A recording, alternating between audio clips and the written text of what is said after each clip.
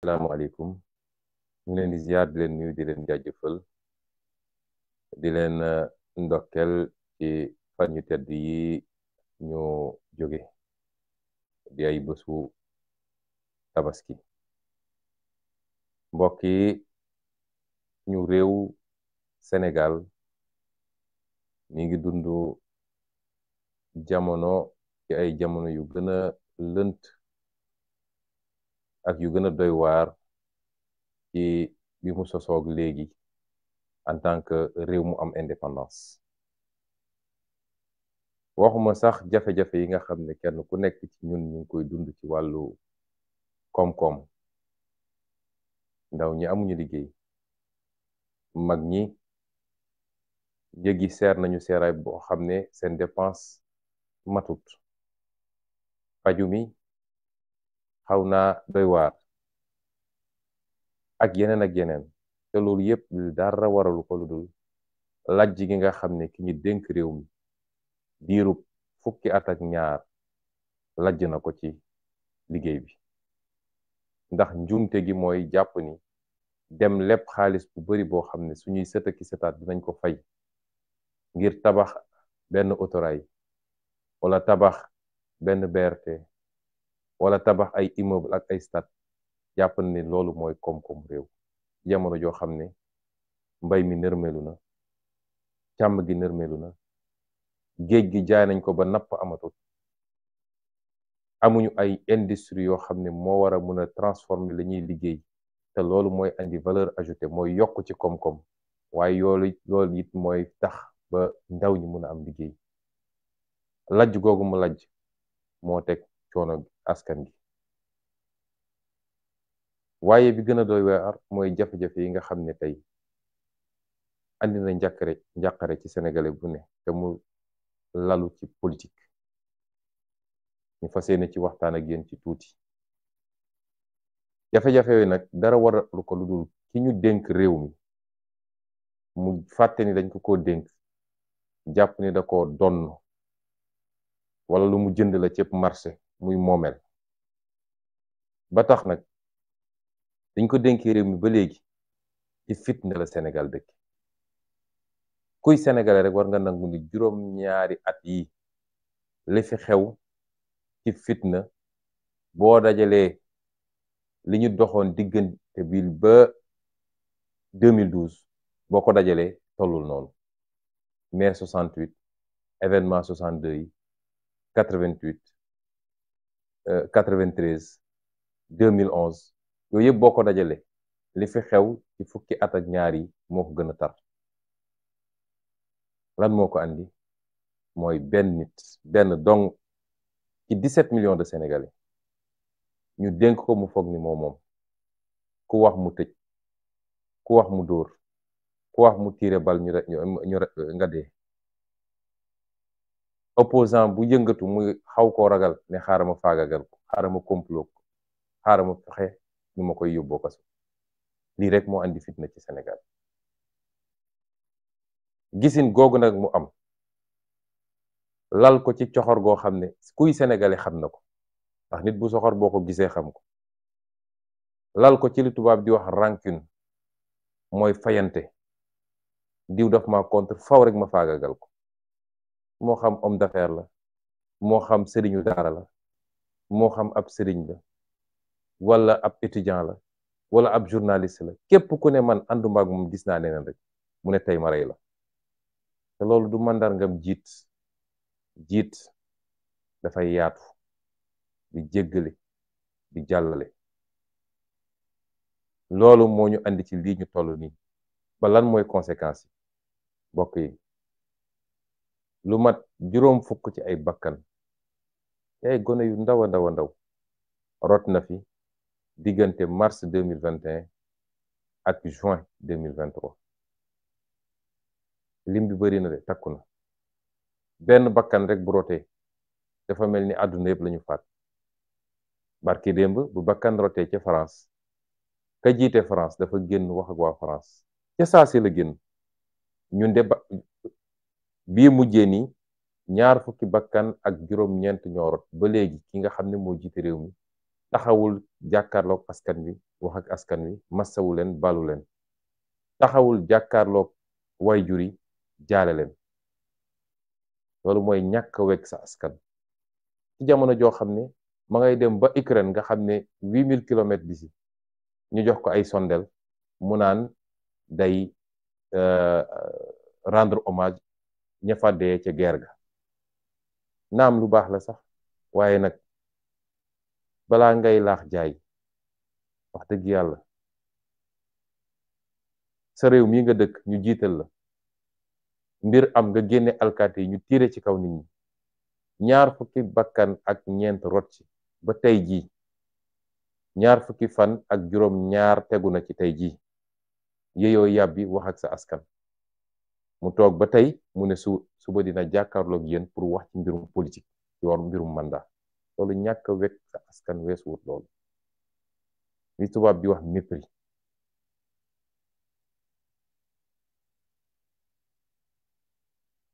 loolu màndarga la ci kii ngeen dénk réew mi naka la yoree réew mi lim bi bari na juróom fukki bakkan ak lu tegu diggante ñaari at yi ñu weesu rot na fi te dara waralu ko dul jaay doole boo xam ne ki ñu dénk réew mi essayé na ko jaay doole askan wi jóg ne ko lii du fi amee yoruñu lu dul ay xeer mu jël ay ngànnaay boom leen tiire seen kaw kon li dafa wane ni ñun amuñu président de la république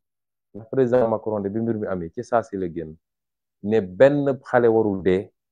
ci anam yu mel ni ba pare ci saa si procureur de la république bu uteeg ñii fi nekk nga xam ne procureur Macky Sall lañu li ñu ne Macky Sall dafa dem seeti dans les poubelles de la justice dafa dem seeti ci mbalitu justice bi pour tànn ci ñenn ñi mu seppi ñii mu jox leen procureur général ñii mu jox leen juge d'instruction pour ñu defal ko li mu bëgg waaye gis nga France ba mu fa amee ca saa see la procureur jóg daal di jël dossier bi ñu jàpp alkaati bi tiire ne ko waroo woon tiire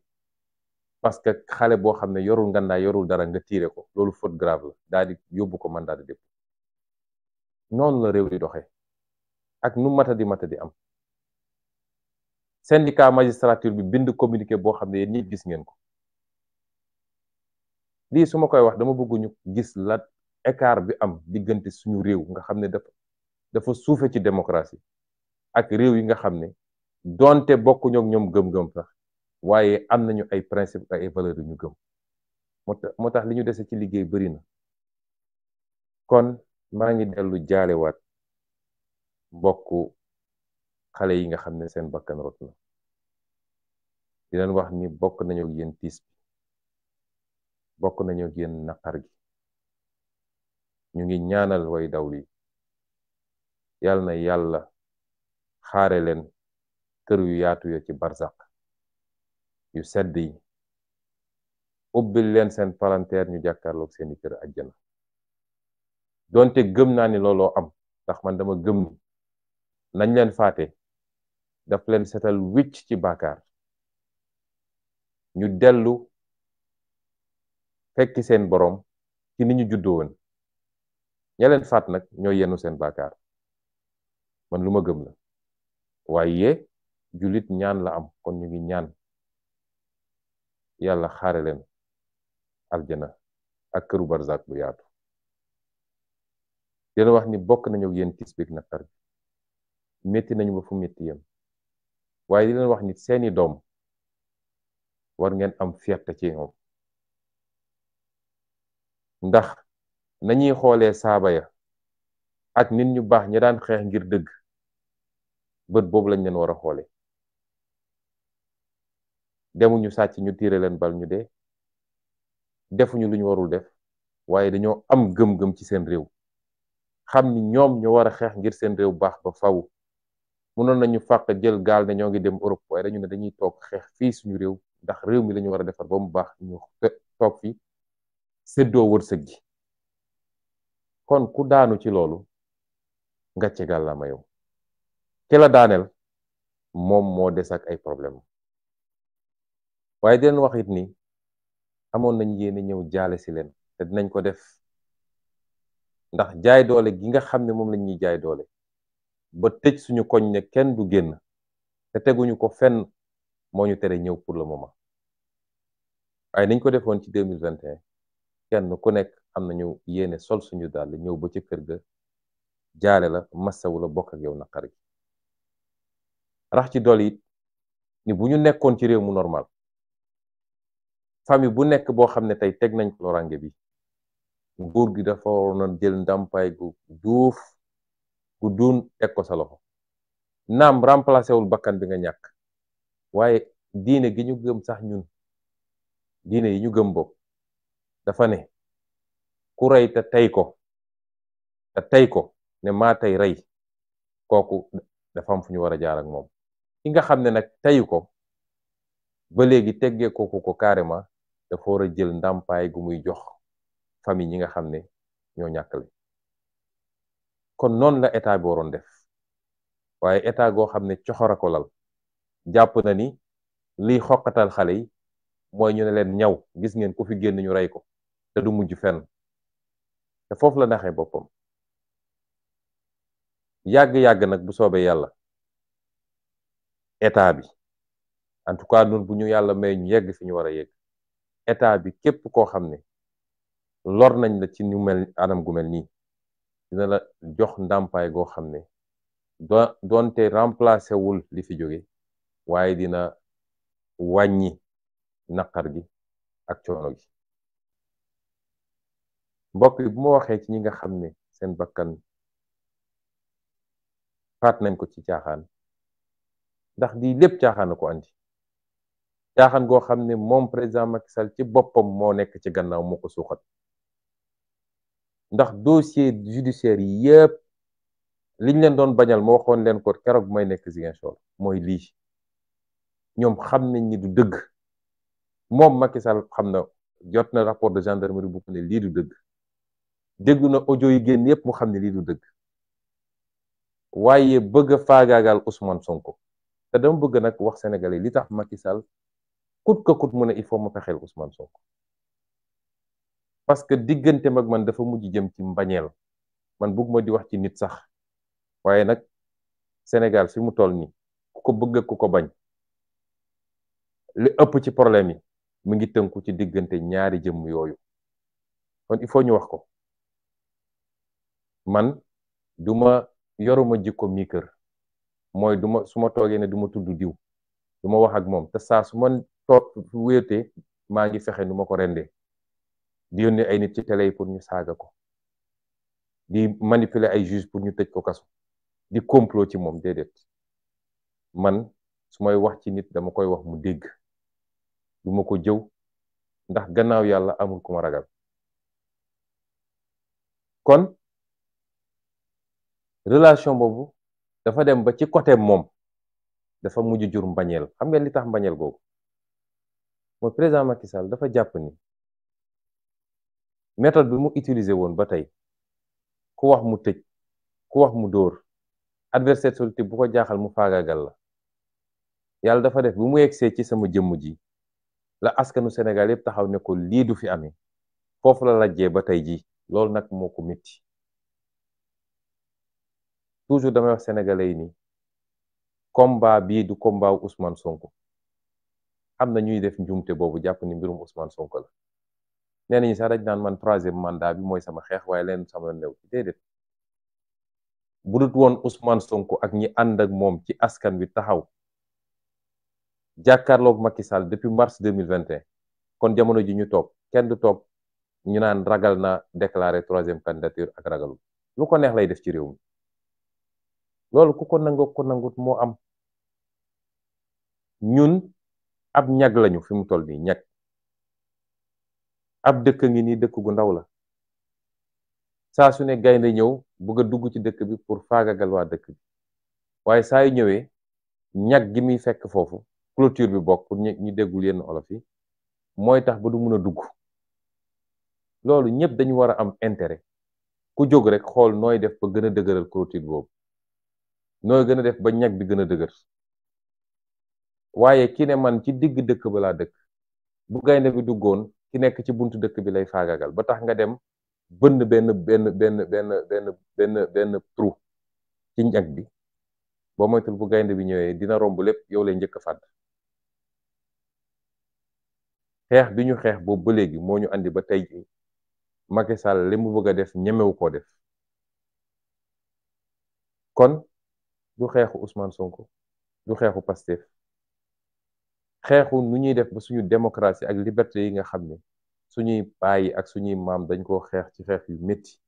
ñi dem ci kaso, ñi faatu nañ ci, ñi ñàkk nañ ci seen liggéey, ñu bañ a toog ba 21e siècle 2023 ñu ne kenn ci sénégalais yi ak maqaamam nu mu toll donte président de la République lañ koy wooye ñëw na rek loolu mu faxas ko ci benn, ñu am fi benn buur boo xam ne mooy xool lu ko neex mu ne lii la, lu ko naqari mu ne lële la. lii mooy suñu xeex. lii nag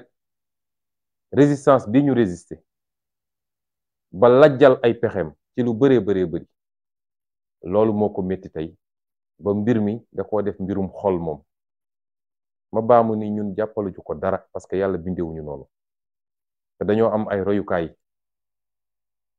li ci gën a fort mooy ki yàlla yónni woon ci ñun keroog bi mu duggee màkk dafa baal ñëpp.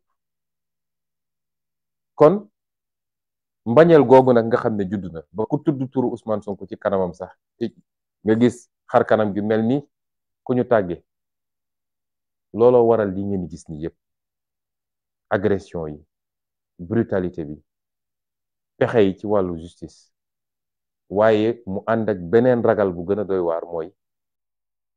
bir na ko ni bu Ousmane Sonko demee élection gagné élection ba mu ne faw rek ma faagaagal ko, ma gàllankoor ko bu dem élection ba. loolu nag day dellu ci askanu Sénégal, dinaa ci ñëwaat léegi. kon bu ma waxee ci ñi nga xam ne ñoo ci faatu, faw rek ma teg ci ñi nga xam ne gaañ nañ leen ay gaañ yu métti, dóor nañ leen ay bal, ñii ci cër bi ñii ci cër bële, ñii ñàkk nañ ci bët, ñii gaañ nañ ci tànk, ñii ci loxo. ma leen di massawu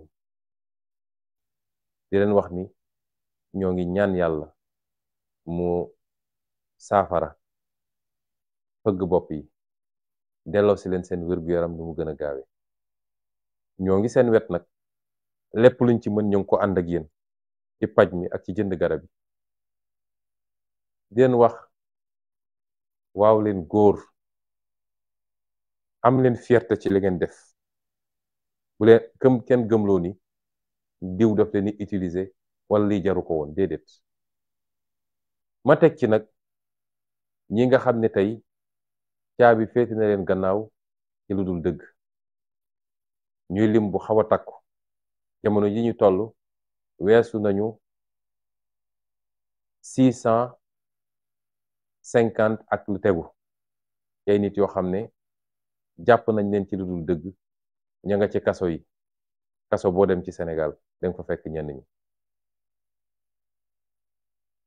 mbokk yi nga xam ne ña ngay dem di leen seeti saa suñ ma woowee lañ may wax day dal sama xel. mooy ñoom ñëpp li ñuy njëkk a laaj mooy naka la président Ousmane Sonko def, mbaa mi ngi ci jàmm. ñun na seen xel dal ci ñun, ñu ngi ci jàmm. suñu xel yépp mi ngi ci yéen. ni ngeen ñu mën a delloo njukkal mooy xeex bi ku leen ci wàññi dara, yokku leen.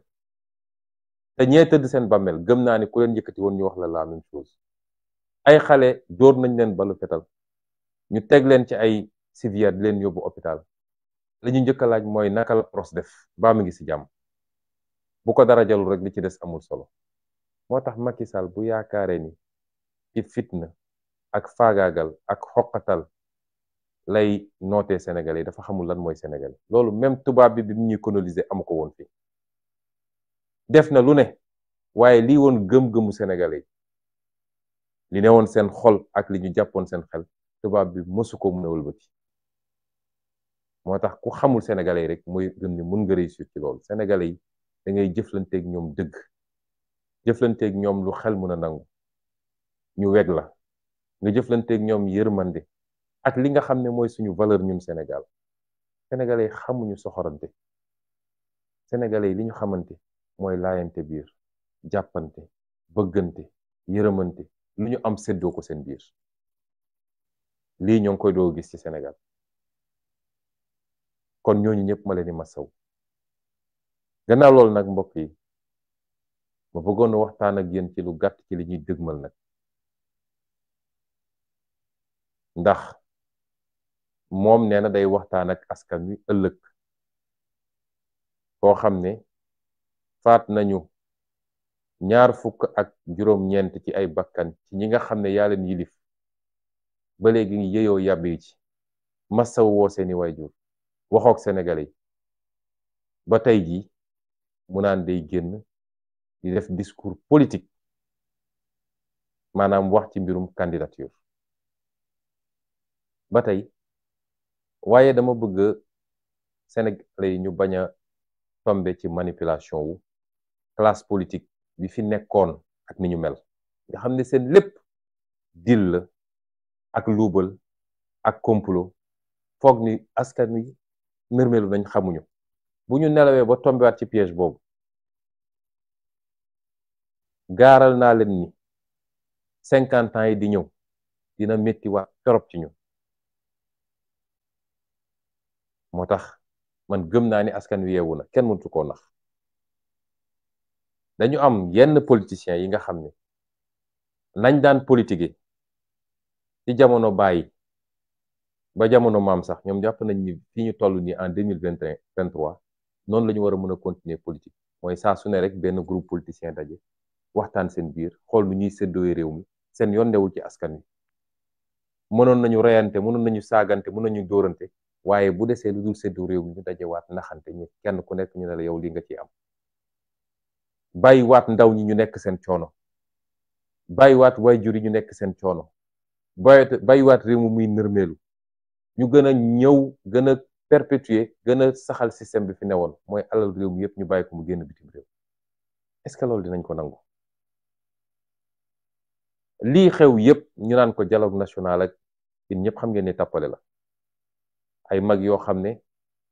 amu ci kenn koo xam ne sa avenir mi ngi sa kanam ñu waroon accompagner ndaw ñi tey ñoom ñooy dem di daje di complot ban ndaw ngeen gis foofu ci dialogue national bi pourtant téeméer boo jël ci réew mi juróom ñaar fukk yi ay ndaw lañu est-ce que ndaw ñi di ngeen d'accord ñeneen ñoo xam ne seen avenir ma nga seen gannaaw ñuy décider à votre place gis nga réew dafa am fu muy toll fulla moo koy mottali ak fit ak jom ak bëgg sa réew te xam naa ni mi ngi ci yéen ndaw ñi ak lu mu mun a wax suba benn luy ñëw mottaliku la ci complot bi nga xam ne deal bi nga xam ne def nañ ko ba pare deal ba mu nga doore ay nit yu doon daje di waxtaan ci naka la ñuy def ba juboo ba déggoo ci li ñuy déggoo te lépp nag lenn rek a ko waral mooy lu ñuy def ba Ousmane Sonko du jël réew mi lu ñuy def ba Ousmane Sonko du doon candidat lépp weesuwul loolu moo tax soo seetee li ñuy woowee conclusion yi nee na ñu ñëpp mën nañ leen dugal ba mu des Ousmane Sonko ndax même mbirum 3e mandat nee nañu nañu bàyyi conseil constitutionnel wax ci ñeneen ña nañ leen gracier nañ leen ba pare sax léegi nañu modifier benn article rek ne léegi ku ñu gracier mun nga bokk loolu mooy ne ñëpp bokk ba mu des Ousmane Sonko est-ce que askanu Sénégal dina nangu loolu ay mag ñu dem toog di complot contre benn nit boo xam ne sàccul fenul reyul violewul waxtaan ak askan wi ci programme ak ci xel ba li ëpp ci askan wi jàpp ni kii bu toogee réew mi soppi ay nit dem daje ne ñun ñoo koy tere nit ñoo xam ne matuñu 0,01% de la population est-ce que war nañ koo nangu ñun au nom de quoi premier acte bi mooy woon daje ci ay daje yoo xam ne rencontre secrète la mooy les fameuses rencontres de minuit ku nekk di raser mur yi ñi dem Mermoz ñi dem Palais ñi recevoir ay émissaires ñu waxtaan ba tënk li ñuy tënk ñu ne léegi loolu naka lañ koy formaliser naka la ñuy def ba génne ko ci peuple ba du niroog dil ñu ne nañ dem def dialogue national bu ko defee ñu ne ñëpp daje nañu waxtaan nañu déggoo nañu li loolu mooy woon deuxième partie bi troisième partie bi mooy lii président de la république ne léegi comme loolu yëpp am na dinaa génn nag wax ak askan wi dinaa dellu si wax bi léegi quatrième partie bi mooy doon ci fan yu néew di ngeen gis ñu convoqué assemblée nationale d'urgence, procédure d'urgence, gaaw leen génn lii dafa yàkkamti pour la ñu tënk ñoom ci seen deal ñu voté ko rapidement assemblée nationale. comme am nañu majorité boo leen boolee ñoom ñu bokk deal bi yëpp am nañu majorité, peut-être mat nañu léegi 75% assemblée bi, ñu dem gaaw voté loolu ne waaw institution yi marché na, assemblée voté na, pouvoir exécutif proposé na, assemblée voté, kon daal fii amul dara lu ñu fi wax. lii moo nekk di am fi mu toll nii. nee na nag ëllëg day wax ak yéen, wax gi ñaar la mën a doon. ma bëgg nag ñu bañ a tomber ci piège bi, moo tax may waxtaan ak yéen tey jii. ñu bëri dañ ma noon bàyyil ba mu wax nga doog a wax, man leen déedéet, man li ma bëgg a wax askan wi il faut mu jiitu ba nga xam ne lu mun a wax ëllëg du bett kenn. ñaari mun a wax benn ci ñaar yi la mun a wax, imma mu ne candidat la wala mu ne duma candidat, imma mu ne candidat la wala mu ne duma candidat. bu dee nag dafa ne candidat la, suñ koy jàngat delloo ko ci dil ba mooy ñoom ñëpp dëppoo nañu ni ñoom ñëpp war nañoo mën a nekk candidat ba mu des mennum Ousmane Sonko.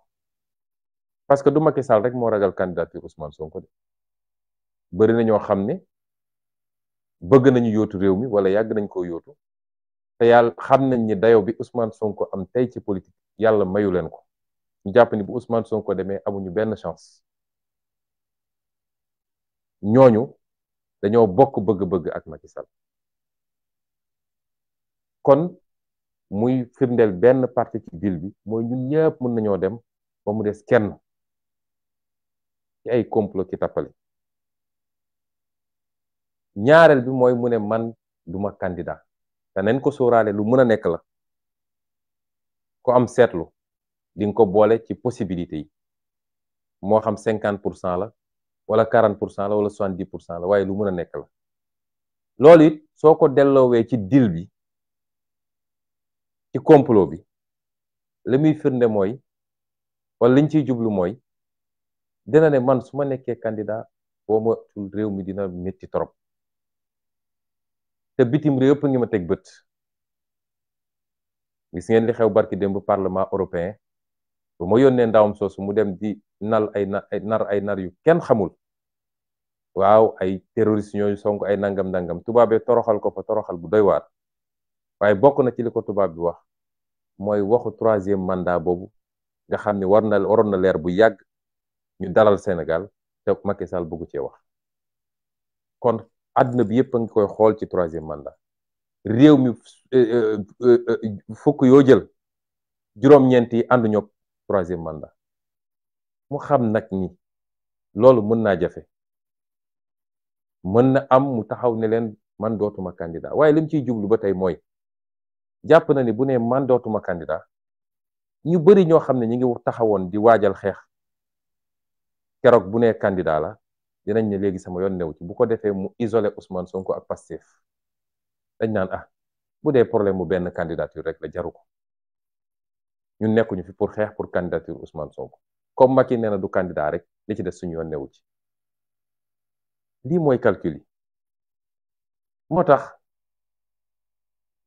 benn boo ci jël rek ci tënk mu nga dellu ci objectif boo xam ne benn objectif rek la, mooy président Ousmane Sonko warul nekk candidat en février 2024. may laaj nag mbokku Sénégalais yi, parce que du problème mu jëmmu Ousmane Sonko déedéet. donte dama liggéey li ma liggéey ba tollu fii ànd seeg ñi jàpp ci liggéey bi ba ñuy door matuñu woon fukk ci néeg bi ñuy taxawal parti bi juróom-ñetti at ci gannaaw soriwul. joxuñu nit ñi xaalis, saxaluñu leen lem, waaye di waxtaan ak Sénégalais yi waxtaanu dëgg, di leen wax lan mooy dëgg, di leen wax lan mooy jàmbatu réew mi, di leen proposer ay solution. Sénégalais di gëm benn ba tey ñu nekk ay millions. ñu daj ci lu nekk nag, la ñu daj ci politique kenn dajagu ko ci politique Sénégal. ci xaste, ci saaga, ci sosal, ci attaquer suñu vie privée ci pexe pour tëj ñu ci violenter ñu ci rey suñuy militant ci tëj suñuy militant amul kenn ku ko daj waaw est-ce que dinañ nangu loolu yëpp ñu daj ko ba ñëw ba ca pàndaw ba benn nit rek toog woo ay nit ñu complot ñu ne loolu dañ koy faagaagal buñ ko nangoo de dafa mel ni wor nañu ñi gëmoon projet bi di xeex ba seen bakkan rot ci dafa mel ni wor nañu ñi ci gaañu wor nañu ñi ci nekk ci kaso yi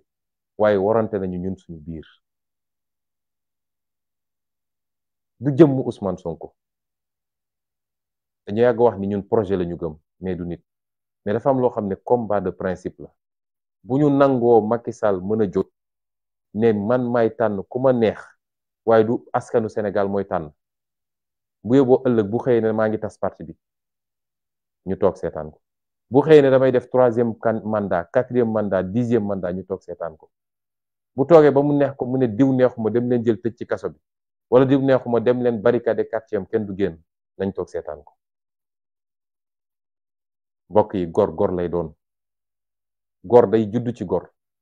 màgg ci ngor dee ci ngor waaye gor mënul doon gor lundi mardi mu nekk jàmm mercredi mu dellu soit nekk gor loolu mënul ne man nag gëm naa ni askanu Sénégal askanu gor la ca ëpp ci askan wi gor lañu amul benn peuple boo xam ne lépp maase waaye man gëm naa ni li ëpp ci askan wi ay gor lañu ñu yar leen ci ay principe yoo xam ne dañoo judd di ko dégg ba tey jii jom fulla fayda kersa kóllëre ak yeneen loolu mooy Sénégal loolu la suñu maam yi doon jiital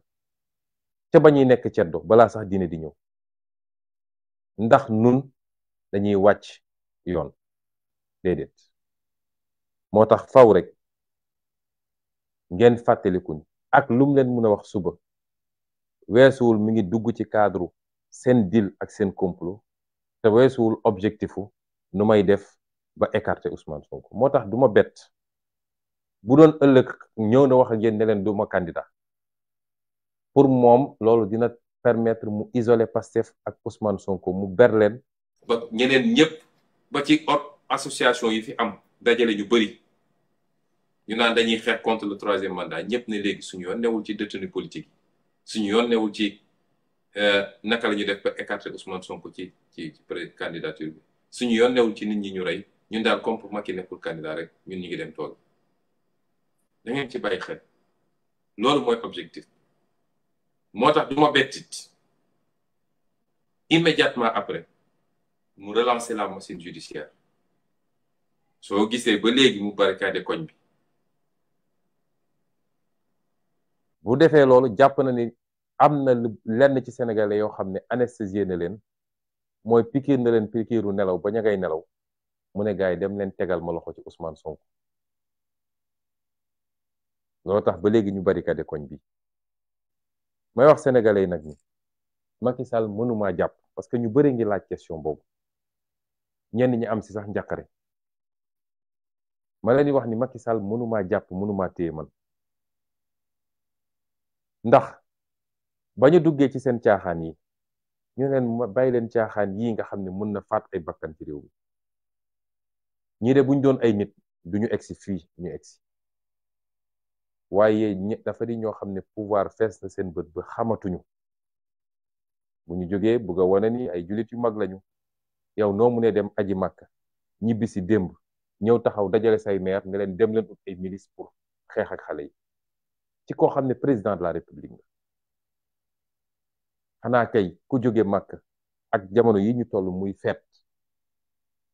nga jiite Sénégal yépp waroon nga xool neneen nooy waxee askan wi dul naan leen dem leen rey nit ñi dem leen xeex ak nit ñi dem leen dóor nit ñi waaye bi ñu defee seeni complot dem ut seen juge muy Issa Ndiaye boobu nga xam ne nee nañ ma jarbaat la ci ki nga xam ne moo gën a tar ci ñu wër Macky Sall ci naan ko dóoral ak reyal jëlee ko usuy ñetti weer balaa procès bi mu ñëw ñu njëkk koo dugal ci dossier bi ma seqoon ak Mame Mbaye Niang dossier diffamation moom dong ci ñetti juges yi fa ne woon moo doon naan moom dafa bëgg ñu tëj ma peine d'emprisonnement weer ak genn wàll ñu dugalaat ko ci beneen dossier def ko sax président composition ba dafa ne loolu justice la mu def loo xam ne dafa mujj sax tuutil Sénégal ci àdduna bi yëpp ñëpp gis ko nga ne nit ki dafa siif dafa yoroon gànnaay di menacer ñu dem nit ki teewul avocat teewul amoo benn preuve bu mun a firndeel loolu nga ne loolu defu ko ba pare dem inventé leneen ba di fen ngeen jéggal ma ci kàddu Issa Ndiaye dafa fen ndax li mu wax loo docteur Alfousseyni Gaye waxu ko ba kooku bind communiqué ne moom musul wax loolu juge buy fen pour motiver benn décision moo tax li xew nii am na juróom-ñetti juge yoo xam ne ñoo rey lu Sénégalais yi te dinañ génne seen tur ak seen photo ñëpp gis ko ñoom ñoo rey lu Sénégalais yi dañuy wax justice il y a 465 magistrats wala lu ko ëpp waaye boo seetee yenn poste yi dañuy seppe ay nit yoo xam ne dañuy dem wër li yées ci magistrature teg leen foofu pour defloo leen léeg-léeg sax ñu xaw a tooñ magistrat yëpp waaye bi ñu demee def li ñuy def ba pare nee nañ dañ maa jugé par contumace ma leeral Sénégalais ni contumace mooy koo xam ne dañ koo jiñ ne moo def ñu wër ko àdduna bi yëpp gisuñu ko kenn xamul fu mu nekk ñu ne kon danañ ko jugé ca ba mu fi nekkul waaye jugement boobu c'est pour rek parce que ci wàllu yoon dafa am lu ñuy wax prescription mooy bu ñu toogee ab diir bu ñu nee diw def na lii ñu toog ab diir jugé wuñu ko day ñaan loolu mënatuñ ko ci toppee ñu ne pour loolu bañ a am nag ki ñu wër fu ne gisuñu ko dinañ ko atte ndiggandiku la daanaka presque mbokk yéen ñëpp xam ngeen bi ñuy def seen jugement man dawuma génnuma réew mi maa ngi woon fii ci biir réew mi ñoom ñëpp xam nañ ci ma nekkoon may génn def samay déclaration kon contumace waruloon mën a am te loo xam ne nee nga contumace la waaye peine bi nga mujj prononcé du peine criminelle peine correctionnelle sax la pour wane rek ñoom ni ñu jaxasoowee waaye li gën a am solo yoon dafa ne article 341 code de procédure civile dafa ne nit bi nga xam ne dañ koo atte ci contumace déglu leen ma bu baax de dafa am solo nit bi nga xam ne dañ ko atte ci contumace mooy newu fi gisuñu ko ñu ne atte nañ ko te ba jamono jëm fi nekkul saa su mu feeñaatee saa suñu doxee ba mu génnaat moo xam moo ñëwal boppam ne leen maa ngi nii wala moo xam ñoom ñoo dem ba gis ko teg ko loxo yoon dafa ne immédiatement à la seconde près jugement boobu nul na jugement boobu amatul jaas na kon jugement boo xam ne nul na su dee dafa condamné woon nit ne kii war nañ koo tëj benn at wala ñaari at wala juróomi at condamnation boobu day annulé ci saa si amatul existé tout kon mënoo koo jàpp la ca des kay mooy nga bàyyi ko mu ñibbi këram nga xool yow kañ ngay programmer waat sa procès moo tax may wax ak sénégalais yi Macky Sall bu dee jàpp day am bu ñu ne procureur moo jàpp de Macky Sall mooy joxe ndigal ji moom mooy joxe ndigal ne dem leen jàpp Ousmane Sonko ku xam justice xam ni procureur ci ndigalu ministre de la justice la nekk ministre de la justice ci ndigalu Macky Sall la nekk kon bu jógoon tey ne mi ngi ñëw jàpp Ousmane Sonko xam leen ni Macky Sall moo ko santaane waaye bu ko defoon tey bu dee 8 heures la ma jàppalu 10 heures war na maa fekkaat sama kër ndax amul base pour jàpp ma amul fu mu ko teg ci yoon pour mun maa jàpp benn fan sax waxuma laa mu naan daf may jàpp ay fan yoon li mu wax dafa jugement ba c'est anéanti nul na dañu war a reprendre comme fi ñu commencé fi ñu tolloon foofu la ñu war a reprendre mooy juge d'instruction def na ordonnance de renvoi man maa ngi contrôle judiciaire kenn mënatul annuler contrôle judiciaire bi ndax juge d'instruction bi ma defoon contrôle judiciaire moom dossier bi nangu nañ ko ci loxoom keroog bu mu defee ordonnance de renvoi. Procureur de la République mënul délivrer mandat de dépôt contre moom. étape bi ñu toll président tribunal rek moo mën bu ñu demee ba jàpp date ne procès bi bés sàngam la yoon dafa ne nu mu tuuti ñetti fan balaa procès bi ki ñu accusé dafa war a ñëw présenté wu bu ñëwee présenté wu nag te la président tribunal ne léegi dama koy bàyyi mu dem këram tranquillement bésu procès bi mu ñëw ñu àtte ko wala dama koy téye ba procès bi jeex bu dee condamné wuñ ko mu ñibbi loolu nag nañ ko def saa su leen neexee ndax procès bi bis buñ ko ubbiwaatee du procès Ousmane Sonko de procès comploteurs yi la dinañu xam lan la ci Macky Sall def lan la ci Mamour Diallo def lan la ci maître Gabisso def lan la ci keneen ak keneen def ndax procès boo xam ne tegoo fa tànk sax ñu setal la ba di inventé leneen keroog bu ñuy taxawaat samay avocat yëpp taxaw ma taxaw di ngeen xam ni sàcc ndënd yomb na lool waaye foo koy tëggee moo jafe kon bis bu ñu nee jàpp nañu Ousmane Sonko te bàyyiwuñu ko ca saasa maa ngi woo askan wi yëpp ñu jóg nañ ko defee woon mars 2021 bañ ma jàppee te teguñu ko ci yoon nañ ko defee ci juin bi ne askan wi yëpp jóg te bii paa nag bu ñuy jóg waxoon naa leen ko keroog ci meeting Parcelles Assainies ba te gëm naa ni ci yoon boobu la ñu nekk bii paa bu ñuy jóg nañu jeexal xeex bi benn yoon parce que mënuñu 6 mois yu nekk 1 an bu nekk mu def li muy def ñu génn ñu faat ci nangami bakkan gaañ ci nangami bakkan ñu demaat toog déedéet bii paa day métti benn yoon rek loolu man maa ko wax muy droit bi nga xam ne peuple bi nga xam ne ñu ngi koy teg lu dul yoon constitution ne peuple boobu am na droit résister résistance boobu laa leen di woo te nag bu leen ci am lu ngeen di ragal ndax lii weesu lii am ci weer wi ñu nekk weer wi ñu génn muy weeru juin jàngat yu bari lañ ci war a jàngat may dalal xelu sénégalais yépp rawatina ndaw ñi Macky Sall amatul sañ-sañ li muy def discours dajale ay maire di wax loolu foofu la koy waxee de maire yooyu Macky Sall ngi leen di dugal ci loo xam ne day dem bàyyi leen fi ak seeni problème te xam ngeen ni attanu leen ko ndax fu commune bu ngeen jë ndaw ñu fa nekk ñëpp ñun lañu àndal xam ngeen ni mënu leen xeex ak ndaw ñi nekk leen seen maire far leen APR def leen seen politique amul problème waaye bu ñu demee ba di leen dugal ngeen naan yéen ay organiser pour xeex ak résistant yi xam leen ni yéen a ngi sa xottu gerte résistance lañu woote te su ma amoon terme bu gën a fort gatsa sax dinaa ko utiliser bii pa bu leen kenn gëmloo woy ñii ñooy nitu fitna ñii président de la république bu dajale ay nit pale ne leen dem leen préparer pour ay milice xeex ak xale yi waxoo police maintenir l'ordre waxoo gendarme maintenir l'ordre waaye ay nit ngay dajale gannaaw bi nga génnee fi ay milice ñëpp gis ko kon Sénégal yëpp xam nañ fi violence bi nekk ku naa fekkul xam nga fu violence bi nekk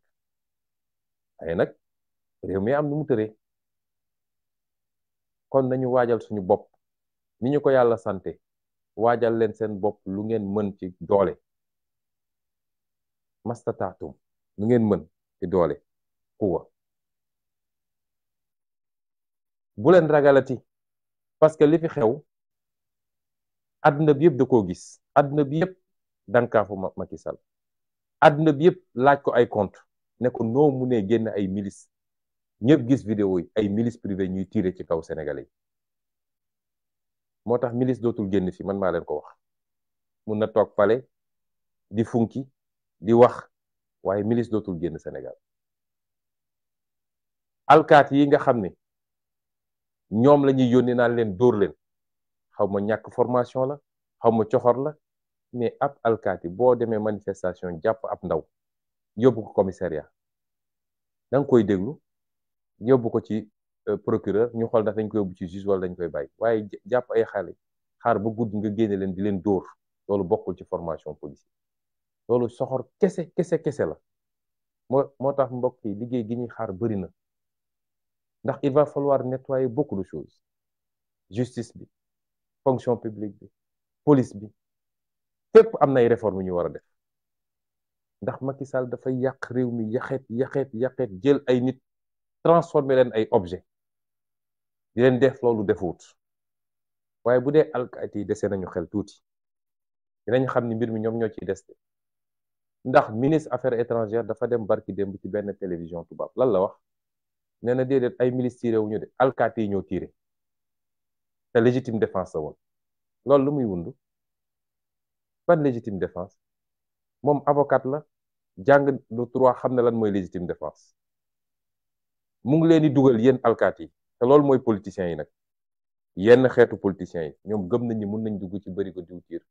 génn ci weex tàll bu ñàngee ba ñàng ñu ne yéen a ko def élément boobu noonu lañ ko jëlee yokk ko ci dossier CPI bi nee na yéen ay rey xale yi légitime défense mooy boo demee ba yow menace am ci yow nga dem ba xam ni sa bakkan mën nga ko fee ñàkk nit ki yor gànnaay di waaj a tiire nga tiire waaye ay xale yor ay xeer di sànni ñu ne yéen da ngeen doon légitime défense loolu kan moo ko mën a nangu ci boppam bu ngeen amee xel di ngeen delloo ci seen bopp xam ni ñu ngi leen def loo xam ne tôt ou tard di ngeen rendre compte te àdduna jaru ko ñi ngeen di tiire seeni mbokk lañu ñi ngeen di tiire seeni mbokk lañu seeni rakk lañu seeni doom lañu France ngi ne leen di boy fi mu toll nii donte li andi mbir mi ab policier bu tiire la muy acte isolé waaye bi muy boy dans le cadre du maintien de l'ordre gisoo policiers yi génne seeni gànnaay di tiire te pourtant foofoo gën a boy fi fuuf na ngeen delloo ci seen xel te am na xam ne bu yàggee askan wi di jël responsabilité am jàkkaarloog yéen kenn du nangu ñu lay tiire comme lapin askan way leen di fay seen salaire moo leen jox ngànnaay Macky Sall fayu leen salaire de ku ci fayeeku sa 90 000 wala sa 200 000 wala sa 500 000 xamal ni sénégalais ñoo fay seen impôt jox la nga dem fële ñu ne la jox nañ la ordre rek nga fàtte loolu lépp na ngeen delloo seen xel te gëm naa ni alkaati yi ñemeetu ñu taxaw jàkkaarloog sénégalais di leen tiire su dee kaso yi dañu am capacité mun naa leen ne fi mu ne nii kaso Sénégal yi attanuñu kenn mënatuñu jàpp kenn mennum Rebeuss moo ci dese tuuti place tuuti kaso yi attanatuñu kenn ba ñi ñu mujjee jàpp lan lañ doon def soo demee fu mel ni Mbàkke dañoo mujj dem ut loué benn kër pour dugal fa xale yi ay car rapide lañ doon jël pour ñu jël xale yi di leen jëlee fële di leen yóbbu kaab ba moo tax pexe Macky Sall moo jeex politique répression jeex na bu ñu takkee suñu fit rek bañ a lii feesal suñu bët jàkkaarloog ñoom jàmmaarloog ñoom boo moytul du yeggali mandaam day daw génn réew foofu lañ ci toll waaye doo xeex di xeex ba egg ci cappaandaw bi ngay wàcce sa loxo bu boobaa ñàkk nañu doublement ndax li ñu ñàkk ci ay nit ak ay blessé ak li ñu ñàkk ci kenn ku nekk suñu bopp muy benn ñàkk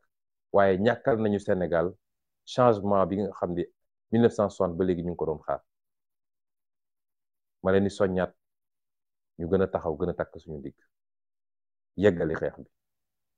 la may wax toujours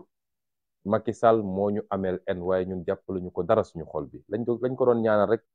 mooy mu jekkali nguuram ci ni mu gën a rafete daa di dem moo xam day dem ci international moo xam day dem tëddi këram loolu rek lañ ko doon ñaanal waaye bis bu ne mu def loo xam ne day gën a aggraver kaam bis bu ne mu def loo xam ne mën na koo topp ndax tey bu ne dafay forcer troisième candidature est-ce que xam ngeen ni haute trahison la parce que moo taxaw jàkkaarloog ana sénégalais yi ci référendum ba ne ñaari mandat kenn mënu ko wees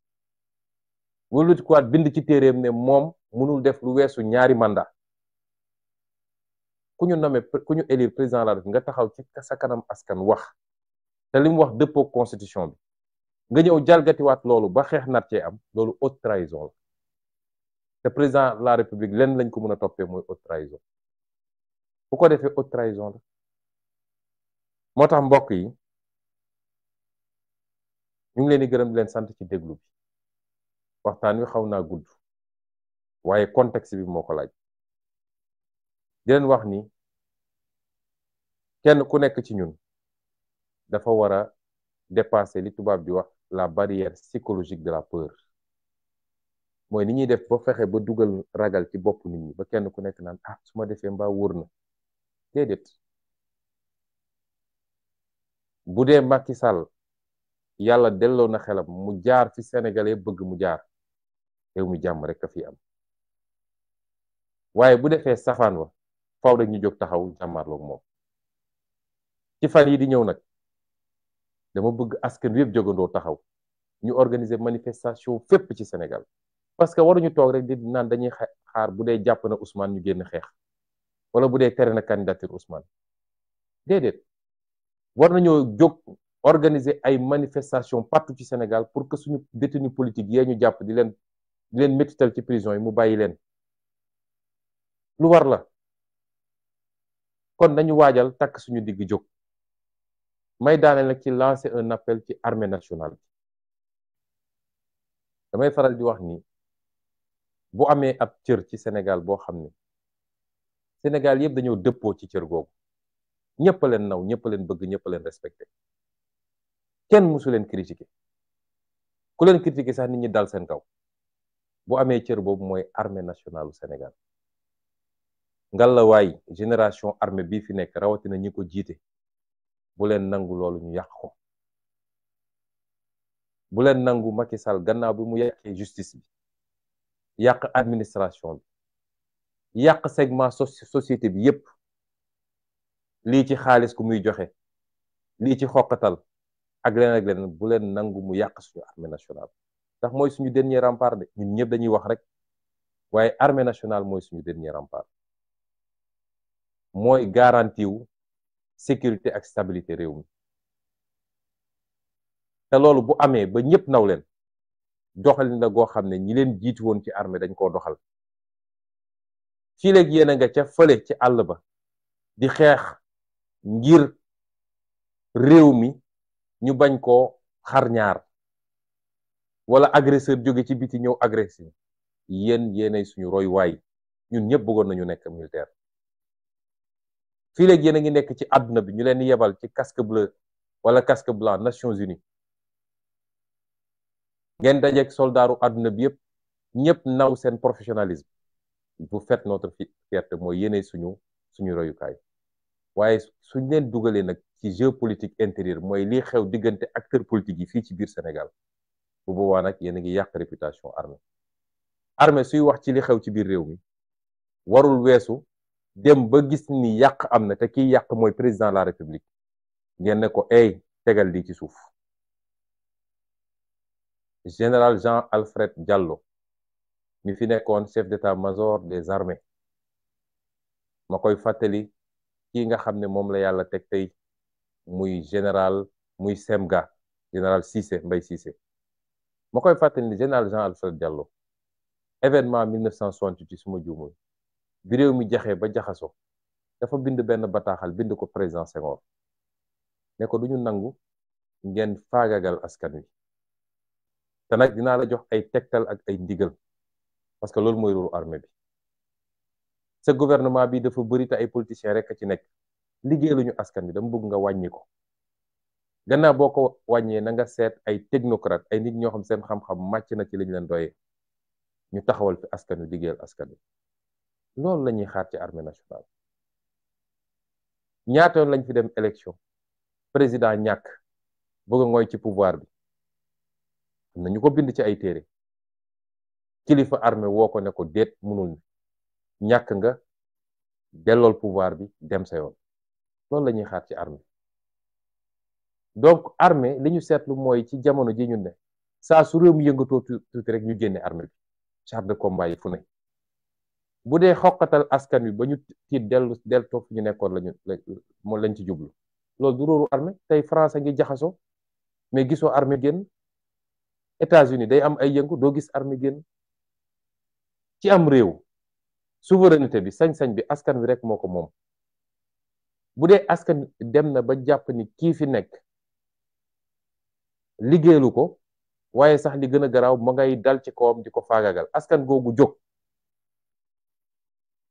ñu ne ñi yor maintien de l'ordre mooy police ak gendarmerie askan wi dem ba ëpp doole police ak gendarmerie bu dee askan woowu dafay dox dem palais sax yow armée da nga ko war a gunge encadré ko waaye war a ko tere parce que expression souveraineté nationale la loolu mooy cëru armée waaye du di xoqatal askan wi naam ba léegi dégg guñu fu armée tiré ci peuple bi ba léegi dégg guñu fu armée defee naka su dul noonu waaye nag armée rôle am du maintien de l'ordre tey suñu nee armée demal garder ay magasin au champ wala ñu ne armée demal garder tel bâtiment askan wi ñëw jublu foofu lan la armée di def yor leen grenade lacrymogène da ngeen di tirer ci kaw askan wi wala da ngeen di ànd ak askan wi dox gunge ko mu dem pale loolu mooy responsabilité armée bi ñuy ñaan nag ñi nga xam ne ñoo ŋànk armée bi fi mu toll nii lu baax rek lañu dégg ci ñoom lu baax rek Macky Sall tegu leen fi ngeen nekk fa ngeen nekk résultat wu ay sacrifice keroog bi ngeen duggee ci armée ñu leen di dawloo di leen ruleloo di leen dóor ngeen di jàng boole si dama naan toujours li loo fi gis ci Sénégal armée moo ci gën a mat nañu ci yaram mat nañu ci xalaat intellectuel yu gën a mag ñi ngi ci armée bi aujourd'hui di làkk langue yu bari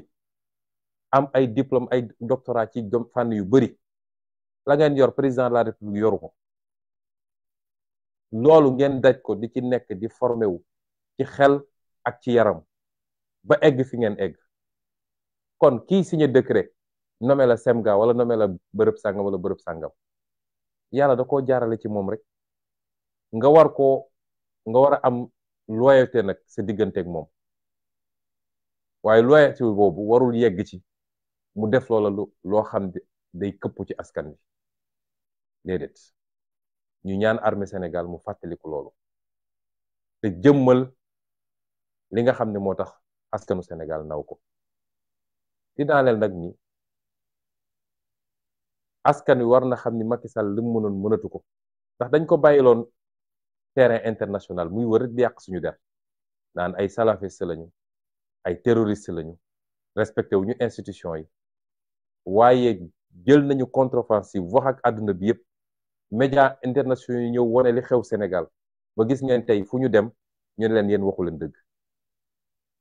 waaye rax si dolli ñu déposé plainte CPI plainte boobu nag moo leen tiital plainte bi du sama plainte man plainte famille victime yi la waaye ñun encouragé nañu bu baax pour nit ñi déposer plainte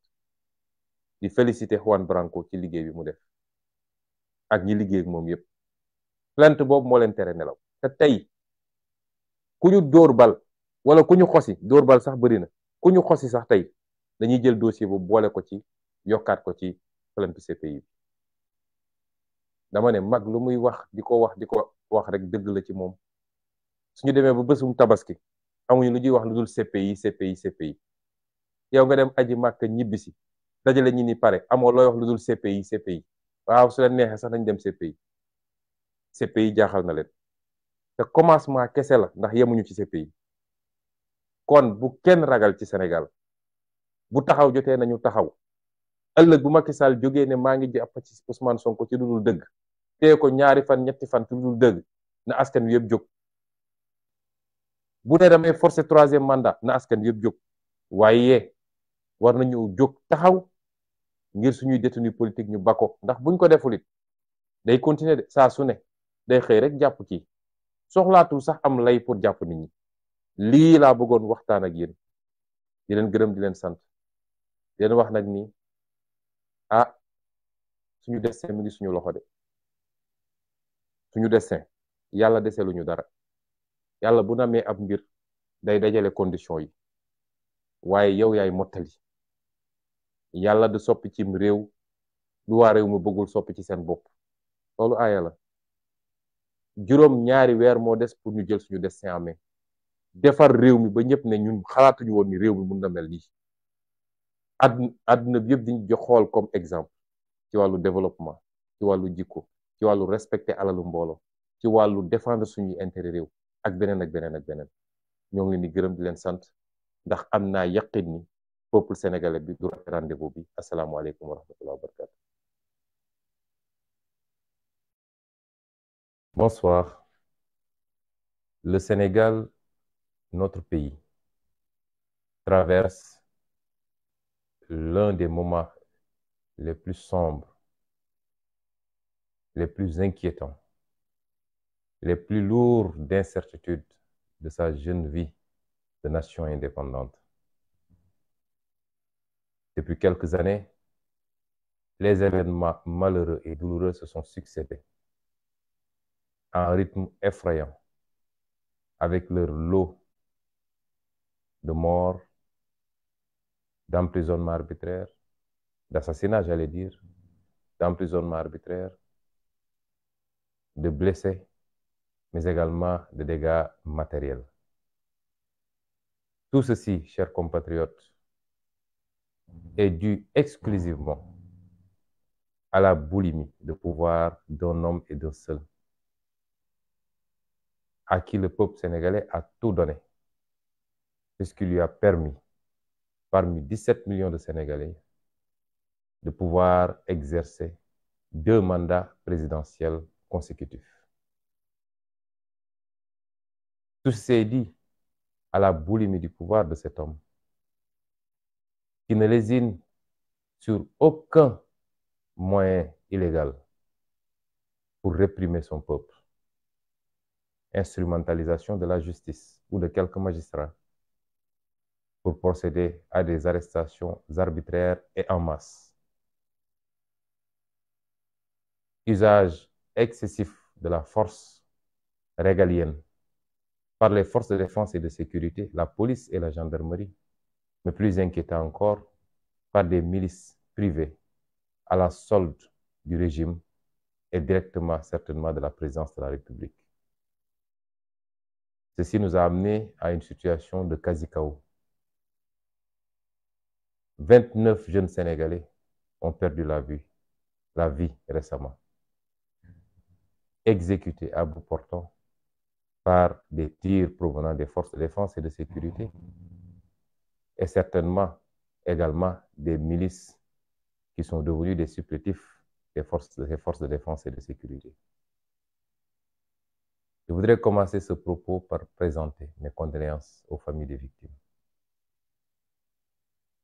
Je suis extrêmement attristé,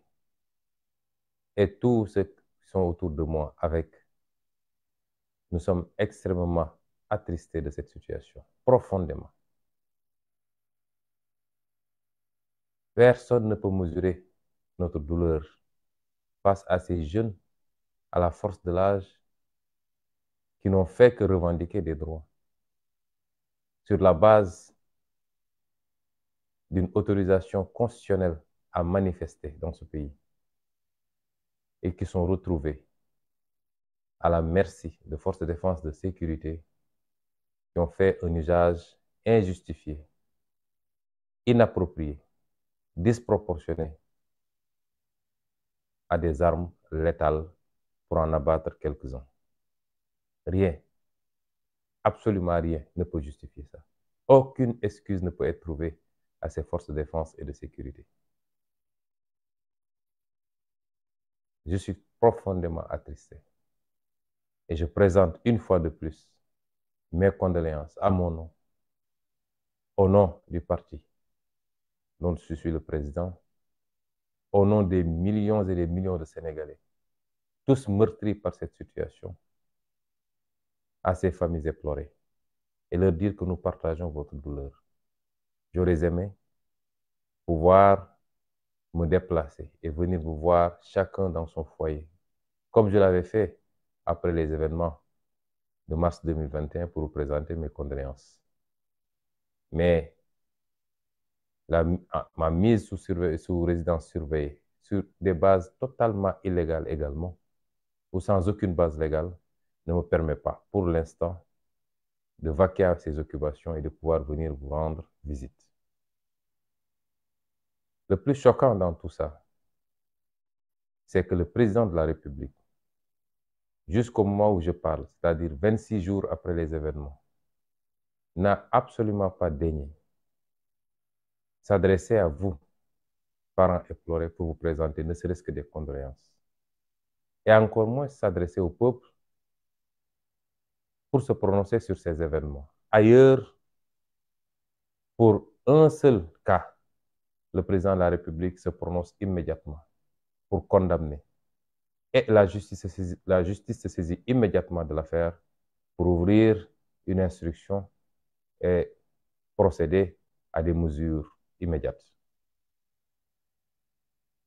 Ailleurs, lorsqu'il y a des bavures policières, ici on ne parle pas de bavures, on parle d'assassinat prémédité par des forces de défense et de sécurité, devenu une milice entre les mains d'un président de la République pour exécuter froidement le peuple sénégalais. Ailleurs, pour des cas de bavure, en Amérique, en Europe, la réaction du président de la République aurait été immédiate. Mais lorsqu'on n'a que mépris et dédain pour son peuple, ce serait trop demander que de s'adresser à ce peuple pour présenter ses condoléances, s'adresser à des familles éplorées pour présenter des condoléances, mais prendre des mesures immédiates pour que plus jamais cela ne se reproduise.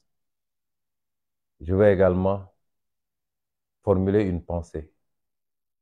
pour tous ceux qui ont été blessés, dont certains gravement, qui ont reçu des balles, des projectiles. À tous ceux-là, j'ai formulé une pensée et je leur souhaite un prompt rétablissement. Je voudrais enfin également formuler la même pensée solidaire pour ces centaines et ces centaines de frères et de sœurs. Au dernier décompte, nous en étions à presque 700 qui sont aujourd'hui dans les geôles du régime, arbitrairement arrêtés et emprisonnés et renvoyés en instruction pour la simple raison qu'ils savent que s'ils les présentent à un juge dans le cadre d'une procédure en flagrant délit, ils ne passeraient pas une journée de plus en prison. Voilà le vrai visage du régime du président Macky Sall. Mais je voudrais demander aux jeunes Sénégalais, à la jeunesse sénégalaise de manière générale, à l'ensemble du peuple sénégalais, que ces tentatives d'intimidation par l'usage excessif, le recours excessif à la force, ne vous découragent absolument pas par rapport au combat que nous avons initié ensemble, voilà quelques années. Un combat de vertu, de principe, un combat pour la reprise en main de notre destin national, un combat pour la fin de l'impunité, de la corruption, un combat pour une bonne redistribution de la richesse nationale. Il n'y a pas d'autre voie pour le Sénégal et pour l'Afrique plus globalement. Et notre génération doit impérativement gagner ce combat. Autrement, nous allons continuer à nous enfoncer dans les abîmes du sous-développement pendant que le monde décolle. Nous allons continuer à être cette entité insignifiante dans le concert des nations. Et je parle du continent africain dans sa globalité, a fortiori notre frêle pays qu'est le Sénégal. Nous n'avons pas le droit à l'échec. Et c'est pourquoi aujourd'hui, plus que jamais, nous devons faire montre de détermination, de fermeté. Nous devons avoir peur d'absolument rien. Et je voudrais appeler cette jeunesse, je voudrais appeler ce peuple dans son entièreté, à comprendre que tout ce qu'on a fait jusqu'à présent n'était que préparation en réalité par rapport à ce combat final qui nous interpelle maintenant. Nous avons 7 mois pour en finir avec un système qui a compromis toutes nos chances de progrès et de développement, de l'indépendance à maintenant. Nous avons 7 mois pour reprendre notre destin en main. Nous ne le faisons pas pour nous. Nous ne le faisons pas pour nous-mêmes. Nous le devons à nos enfants et nos petits-enfants. Et c'est pourquoi, impérativement, nous devons remporter cette dernière bataille, puisque jusqu'à présent, nous avons remporté toutes les batailles. Ce n'est pas le moment de flancher, d'hésiter ou de lâcher. N'ayez crainte, mais absolument pas, de quoi que ce soit. Je puis vous rassurer que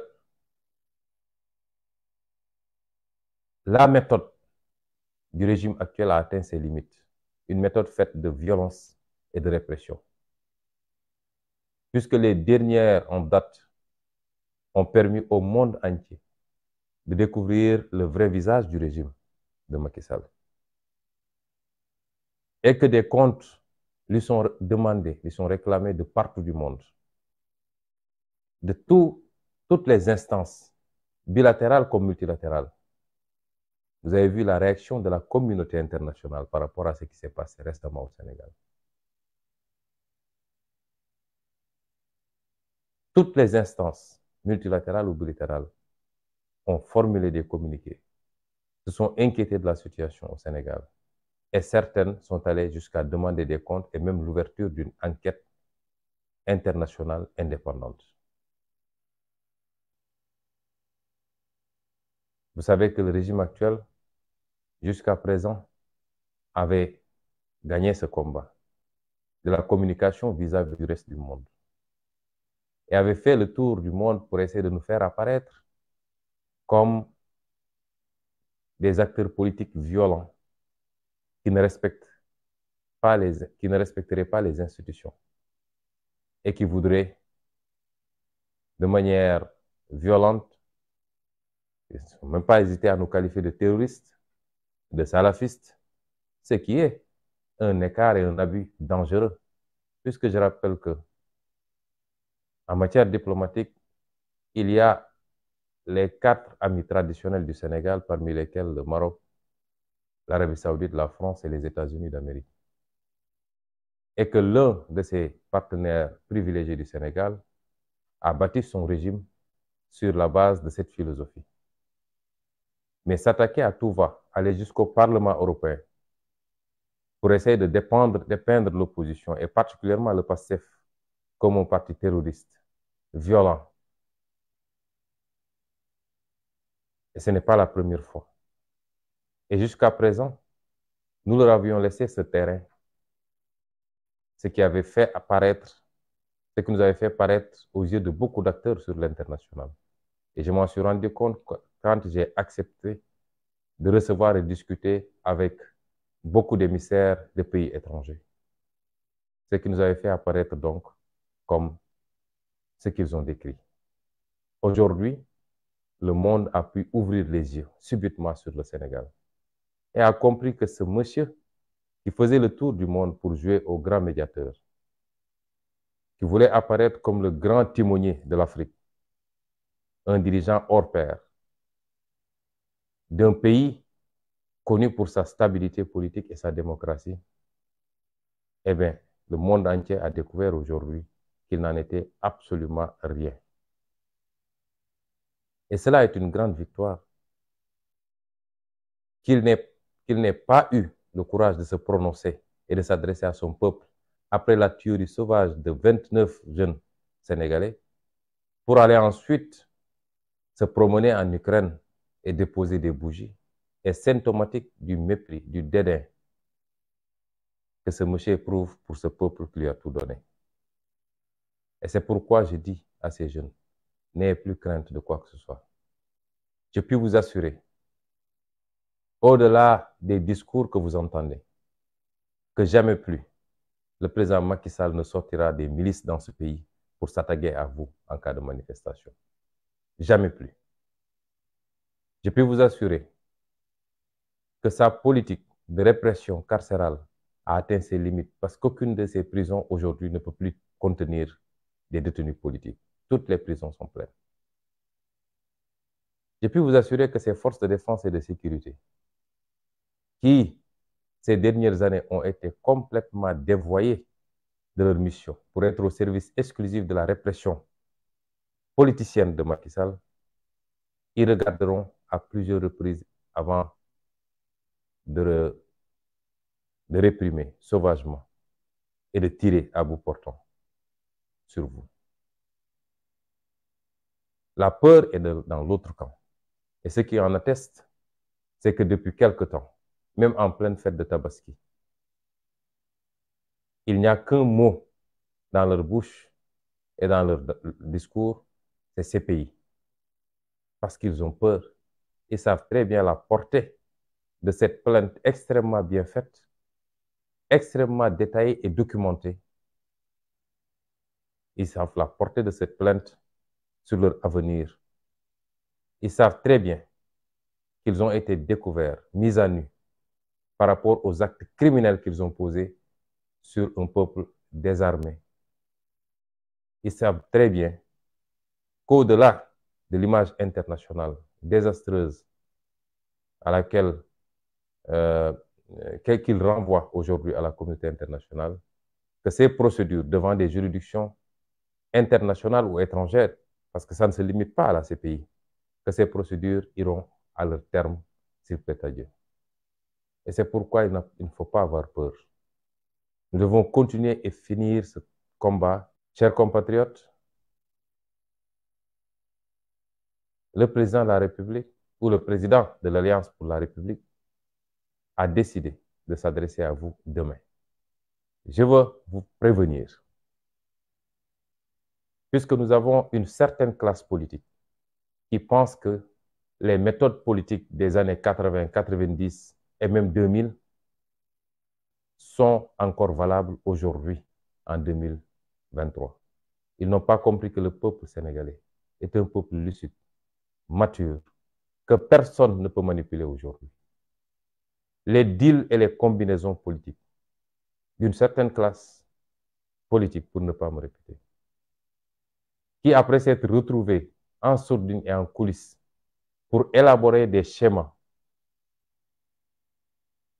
qui tournent tous autour d'un seul impératif, c'est-à-dire comment invalider la candidature de Ousmane Sonko, cette même classe politique, appuyée par une certaine société civile, s'est retrouvée au Palais de la République pour soi-disant organiser un dialogue national,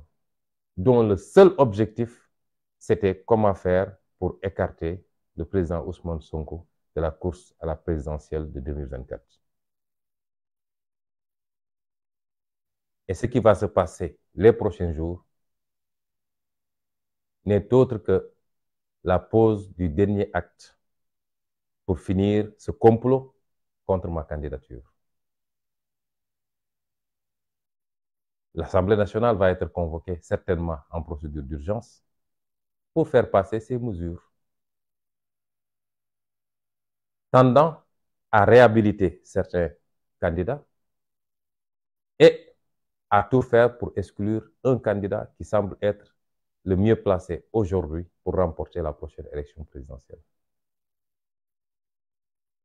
Le président de la République ou le président de l'Alliance pour la République, parce que celui qui va s'adresser à vous demain n'est pas le président de la République, mais le président d'un parti politique, c'est-à-dire l'Alliance pour la République. Ce président de la République, adepte de la violence, qui n'a pas résigné à réunir des maires de son parti et à leur donner injonction d'aller former des milices pour s'attaquer aux populations civiles, ce qui est une honte dans une république, une déchéance même. Le président de la République va s'adresser à vous demain. Il n'y a que deux hypothèses. Soit il déclare ne pas être candidat, ou alors il déclare sa candidature. Je voudrais anticiper sur ces hypothèses, parce qu'il ne faut pas qu'on se laisse endormir. Je le dis et je le réitère, c'est le prolongement d'un complot exclusivement pour écarter un candidat dont le système, dans toutes ses composantes, le système, dans toutes ses composantes, elles ne sont pas seulement politiques, ne veut pas aujourd'hui. Mais c'est une velléité d'écarter un candidat dont l'écrasante majorité des Sénégalais veulent. Il vous dira qu'il n'est pas candidat ou qu'il est candidat. Dans le premier schéma, l'objectif serait d'isoler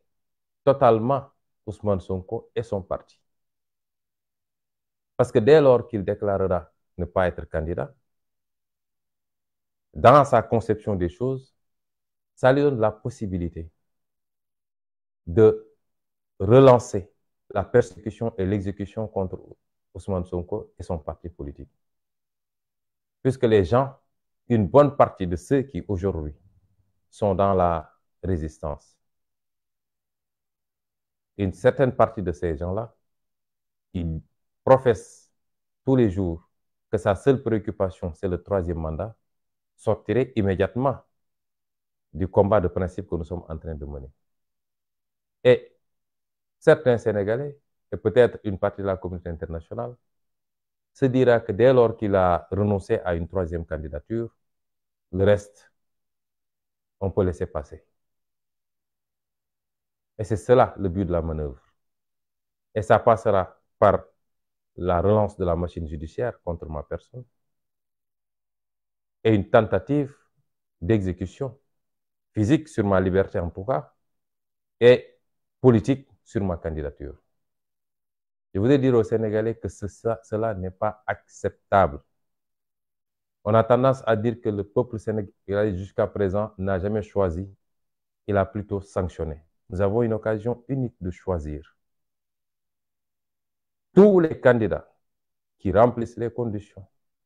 je ne parle pas des manigances judiciaires pour écarter un candidat, mais tous les candidats qui remplissent ces conditions doivent pouvoir aller à ces élections et laisser au peuple sénégalais et uniquement au peuple sénégalais le choix de choisir leur président de la République dans des conditions de paix, de stabilité, de transparence et de fair play pour tous les candidats. Et c'est pourquoi il n'est pas acceptable que toute cette machine soit mise en branle, que tous ces complots soient fomentés exclusivement pour écarter ma candidature. Quant à ma liberté, je voudrais rassurer tous les Sénégalais. Le président Macky Sall n'a aucune base légale pour m'arrêter et m'emprisonner. Il n'y en a pas. Ils ont prétendu avoir fait un jugement vicié de bout en bout, avec un juge complètement aplati qu'ils sont allés chercher à Oussouye, qui est apparenté à l'un des plus farouches faucons autour du président Macky Sall. Un juge qui, en l'espace de 2 mois, a été mêlé à 2 de mes dossiers, avec des positions que tout le monde connaît. Dans le premier dossier en diffamation, il était le seul parmi les 3 juges à réclamer une peine d'emprisonnement ferme. Et on revient 1 mois plus tard pour le nommer président de la composition qui devait juger l'autre dossier. Le monde entier sait que c'est une parodie de justice, qu'il n'en a absolument été rien d'un jugement digne de ce nom. Ils sont allés chercher d'Oussouye à 3 mois de ce procès. Et ce juge et une de ses assesseurs que nous connaissons bien, complètement à la solde du régime, a fait sa parodie pour aboutir à une condamnation qui fait du Sénégal la risée du monde. Vous accusez quelqu'un de viol et de menace de mort. En son absence, en l'absence de ses avocats, malgré son absence et celle de ses avocats, vous n'avez aucun élément pour le condamner des faits pour lesquels il était poursuivi. Vous l'acquittez pour aller inventer des délits qui n'existent nulle part dans un pays digne de son nom, dans une démocratie. Simplement parce qu'il fallait avoir une condamnation pour empêcher sa candidature. Qu'à cela ne tienne. Je voudrais simplement dire qu'au sortir de ce jugement, ils ont prétendu m'avoir jugé par contumace. Heureusement. Parce qu'aujourd'hui, le jugement par contumace, c'est comme s'il n'y avait pas eu de jugement. On juge par contumace lorsque l'accusé a disparu, on ne peut le trouver nulle part, et on dit, ne serait-ce que pour préserver les délais de prescription, on va faire un jugement par contumace. Est-ce que j'avais disparu? J'étais sur le territoire sénégalais. J'étais localisé quelque part, identifié. Je sortais faire mes déclarations. Je n'ai pas reçu de convocation. Je n'ai reçu aucune convocation pour venir répondre à un procès. Mais qu'à cela tienne toujours, qu'à cela ne tienne, quand vous jugez par contumace, la loi a dit, et je vais vous lire textuellement ce que l'article 341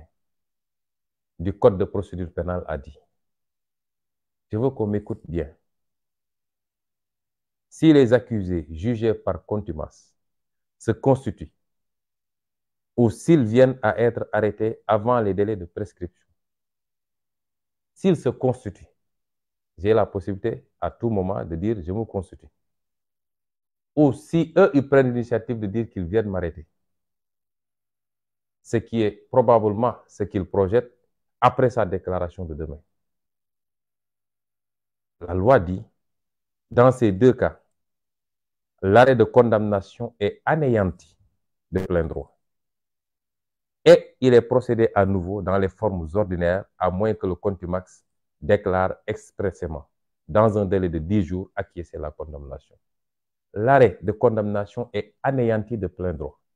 Ça veut dire que si je me constitue demain, ou si ils prennent l'initiative de venir m'arrêter, s'ils m'arrêtent à 8 heures, ils doivent me libérer à 10 heures. Parce que l'arrêt est anéanti. Il n'y a pas de condamnation. Vous ne pouvez pas retenir quelqu'un qui n'est pas condamné. La peine est anéantie. Vous ne pouvez pas retenir quelqu'un s'il n'y a pas de peine. Immédiatement, ils doivent procéder à ma libération. Et ceci est d'autant plus vrai que quand les dispositions de l'article 341 renvoient en disant qu'il doit être procédé dans les formes ordinaires, l'arrêt et tous les actes qui tournent autour de l'arrêt ayant été anéantis, cela veut dire qu'on revient à la situation ante à partir du moment où l'ordonnance de renvoi a été faite. On est dans cette situation-là. J'ai été placé sous contrôle judiciaire. Personne aujourd'hui ne peut révoquer ce contrôle judiciaire parce que le juge d'instruction qui m'a placé sous contrôle judiciaire est désormais dessaisi du dossier dès lors que le renvoi a été prononcé. Le procureur n'est pas habilité à prononcer un mandat d'arrêt et le président du tribunal est le seul habilité à le prononcer, mais seulement lorsque le procès et la date du procès est retenue et 3 jours avant le procès, si je me présente à l'audience, il a le droit de dire est-ce que je le laisse comparaître libre ou alors est-ce qu'on le retient le temps du procès. Dans toute autre situation, je répète ce que j'ai à dire. Le président Macky Sall, puisque c'est lui qui actionne le procureur, si aujourd'hui on se lève pour dire qu'on arrête Ousmane Sonko, il ne faut pas que les gens pensent que c'est le procureur. Non, c'est le président Macky Sall lui-même qui aura décidé de procéder à l'arrestation d'Ousmane Sonko. Je dis aux Sénégalais que s'il m'arrête à 8 heures, maximum à 10 heures, je dois revenir chez moi. Dans toute autre situation, on serait dans une détention arbitraire, comme ils ont l'habitude d'essayer de le faire depuis mars 2021, le 3 mars 2021, lorsqu'ils m'ont illégalement arrêté sur la route du tribunal. Et dans ces schémas-là, j'appelle tout le peuple sénégalais à se lever comme un seul homme et à sortir massivement au nom du droit à la résistance que j'ai toujours invoqué dans mes propos. J'appelle tout le peuple sénégalais, dans toutes ses composantes, à se lever massivement, à sortir. Et cette fois-ci, à en finir avec ce régime criminel qui ne respecte absolument ni la loi ni le droit, qui piétine les institutions et qui n'attend que pour le dessein de son tenant, qui est le président Macky Sall. L'autre schéma, c'est que le président Macky Sall déclare sa candidature, ce qui ouvrirait un front apparemment plus vaste, puisque de l'avis de certains, la candidature du président Macky Sall est l'affaire de tout le peuple sénégalais. Certains pourraient être amenés à penser que la candidature de Sonko est l'affaire de Pastef, ce qui n'est pas le cas. Parce qu'aucun parti n'élit un président de la République. Aujourd'hui, les Sénégalais qui veulent de la candidature d'Ousmane Sonko et qui sont prêts à voter pour Ousmane Sonko, qui sont des milliers, voire des millions, ne sont pas tous de notre parti politique. Ils peuvent être des sympathisants. Mais c'est une question de principe. au nom des principes et des valeurs, au nom de la démocratie, devrions-nous continuer à accepter qu'un seul homme parmi 17 millions ait un droit de vie et de mort politique sur qui il veut, et à chaque élection présidentielle, ait le pouvoir, en instrumentalisant une justice totalement aplatie, de dire tel sera candidat et tel ne le sera pas. Et c'est pourquoi ce combat n'est pas le combat de Pastef, encore moins d'Ousmane Sonko. C'est un combat de tout le peuple sénégalais. Mais dans cette seconde hypothèse où le président Macky Sall déclarerait sa candidature, je crois qu'il incombe à tout le peuple sénégalais de se mettre debout, de lui faire face et de dire non. Dans tous les schémas, le premier comme le second, nous avons l'obligation historique d'abréger, d'en finir avec ces méthodes de notre temps, qui coûtent trop cher à ce pays, en termes de vies humaines, en termes de dégâts matériels, en termes d'atteinte à l'intégrité physique de jeunes Sénégalais à la fleur de l'âge. Nous ne devons plus accepter cela. Et c'est pourquoi, si on doit mener un combat, il faut qu'il soit définitif cette fois-ci. J'en appelle donc à un sursaut national. Si je pouvais avoir un terme plus fort que le gatsa gatsa, je l'aurais utilisé en ces circonstances. Les jours et les semaines à venir seront cruciaux pour notre avenir. Il ne dépend que de nous, soit d'affronter notre destin, ou de baisser les bras et de laisser Macky Sall et son clan dérouler selon leur plan machiavélique. J'appelle le peuple sénégalais encore une fois à se mettre debout pour dire non. Et j'en profiterai pour lancer un certain nombre d'appels. Je lancerai d'abord un appel à notre armée, notre vaillante armée nationale. S'il y a un corps qui fait l'unanimité dans ce pays, c'est l'armée nationale sénégalaise. S'il y a un corps qui n'est jamais contesté ni critiqué, c'est l'armée nationale sénégalaise. Ceci est le fruit d'une tradition,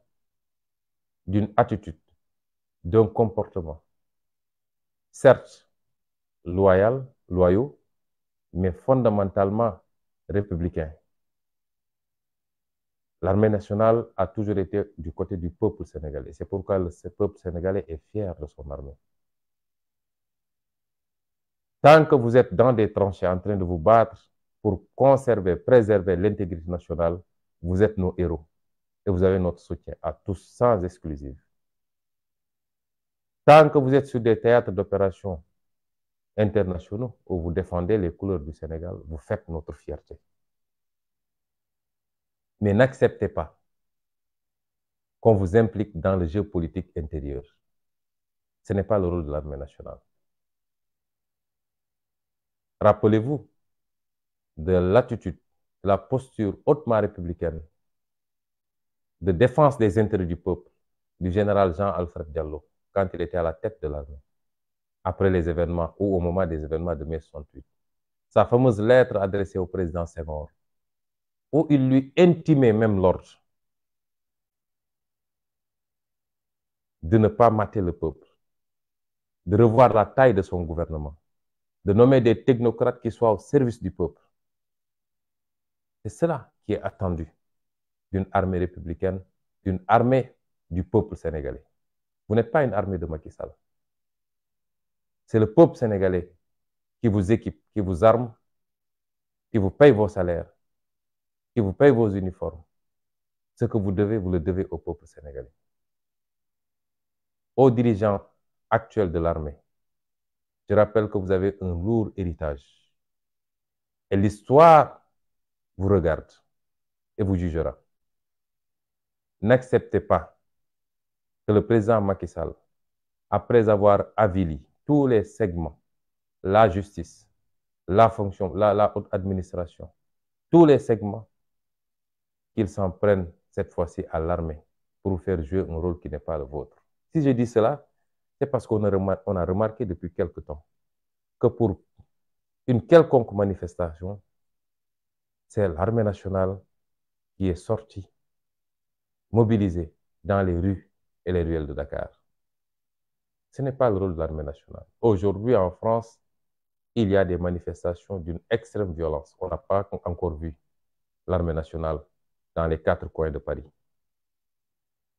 Si c'est pour intimider les manifestants, ce n'est pas votre rôle. Certes, ma conviction demeure que jamais cette armée nationale ne tirera sur le peuple sénégalais. Mais elle n'a pas vocation également à intimider les manifestants en sortant.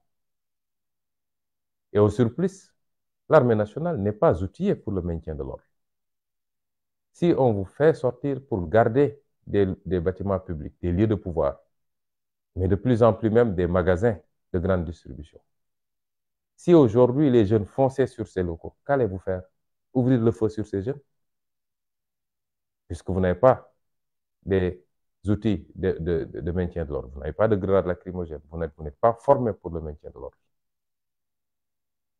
Je considère que vous devez être à tout moment du côté du peuple sénégalais et laisser le jeu politique se faire naturellement. Le jeu politique en démocratie,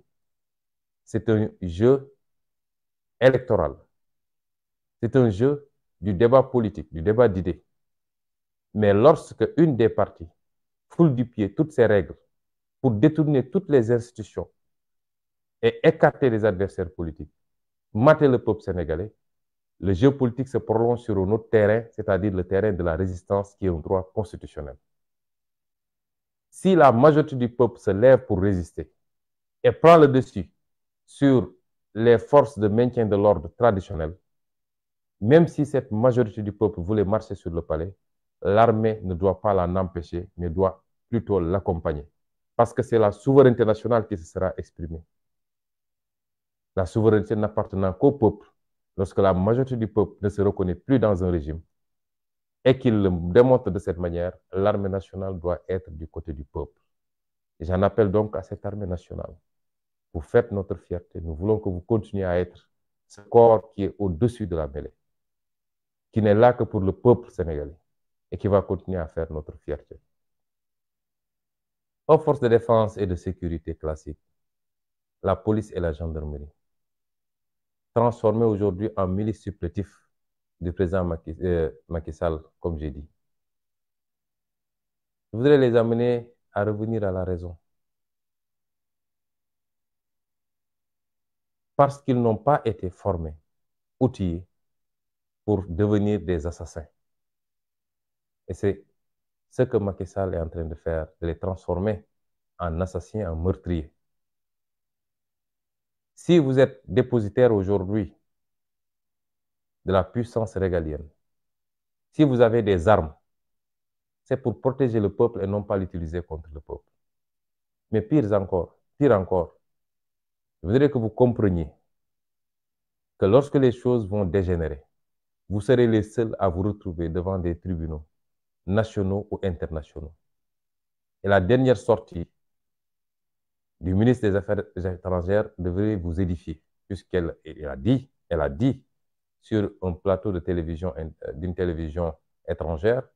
que ce ne sont pas des milices qui ont ouvert le feu sur les populations, mais bien les forces de défense et de sécurité, en évoquant la légitime défense, ce qui vous enfonce, vous, les forces de défense et de sécurité. Comment on peut invoquer la légitime défense lorsque vous faites face à des populations désarmées qui n'ont que des pierres entre leurs mains?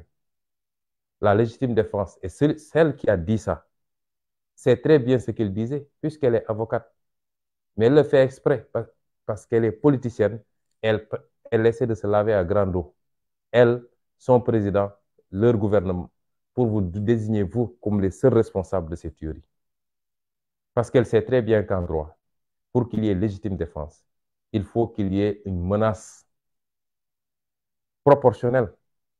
Une légitime défense qui a coûté la vie à quelqu'un, il aurait fallu que votre vie soit menacée. Mais tirer à bout portant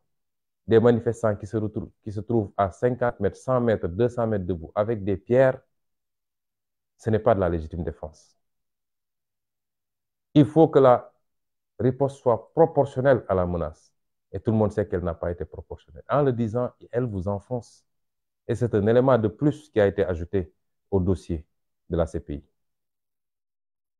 Si vous voulez continuer à jouer les Rambo pour Macky Sall, à tirer sur vos populations,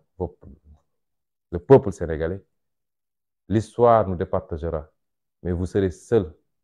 à rendre compte et ça ne se passera pas bien, je puis vous en assurer. Redevenez des citoyens sénégalais, des patriotes. Comprenez que servir ne veut pas dire devenir des bêtes aveugles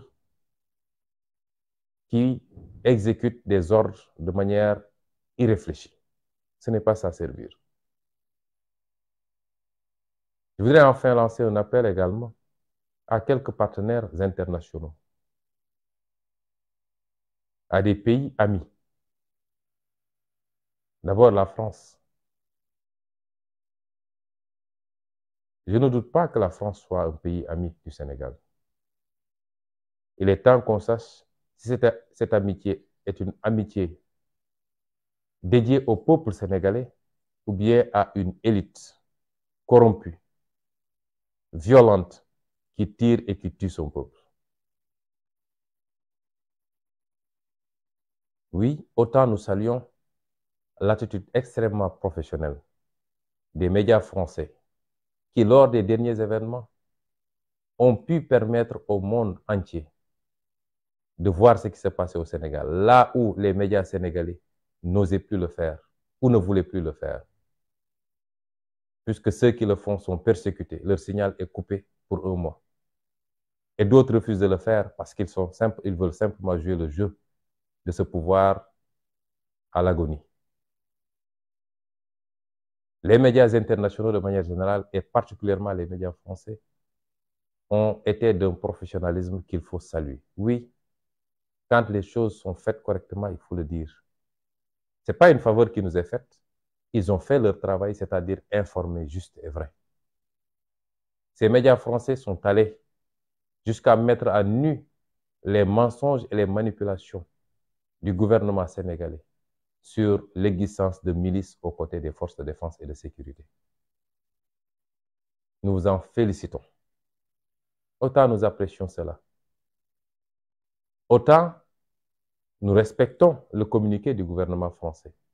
qui semble refléter la nouvelle doctrine française de neutralité, signifiant que le gouvernement français ne soutient ni le pouvoir ni l'opposition, mais se donne le droit d'être en contact avec tout le monde et de discuter avec tout le monde. Mais autant nous espérons que tout cela ne cache pas un double langage.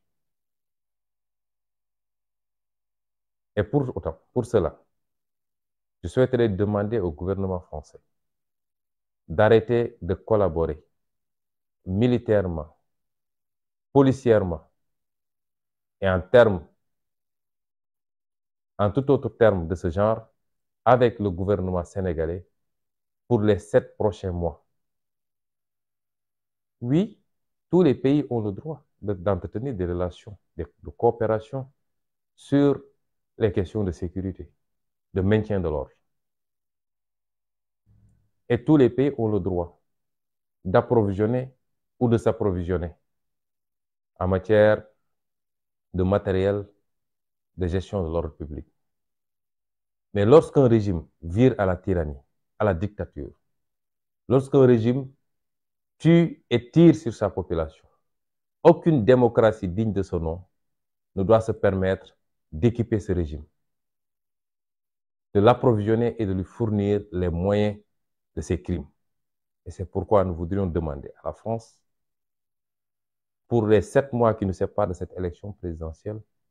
de s'abstenir de tout approvisionnement en matériel de répression du gouvernement sénégalais, de s'abstenir d'envoyer des conseillers militaires, policiers ou gendarmes, particulièrement,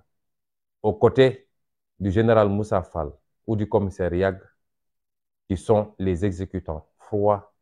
de cette besogne, de cette base besogne de Macky Sall consistant à terroriser ces populations. Nous en appelons à la sagesse de la France, si tant est qu'elle soit, qu'elle demeure encore cette amie du peuple sénégalais. Nous en profitons pour inviter Le gouvernement français a resté à l'écoute, a essayé de colmater ces fissures qui tendent à devenir des fractures très profondes, des fissures sociales constatées au niveau de la nation française. De ne pas suivre les sirènes des va-t-en-guerre qui conseillent la répression aveugle. Ce n'est pas la solution. D'être à l'écoute, de discuter. Je voudrais également lancer un appel à un pays nouvellement ami depuis l'arrivée de Macky Sall avec le Sénégal, qui est la Turquie. Puisque l'essentiel du dispositif de répression actuellement au Sénégal,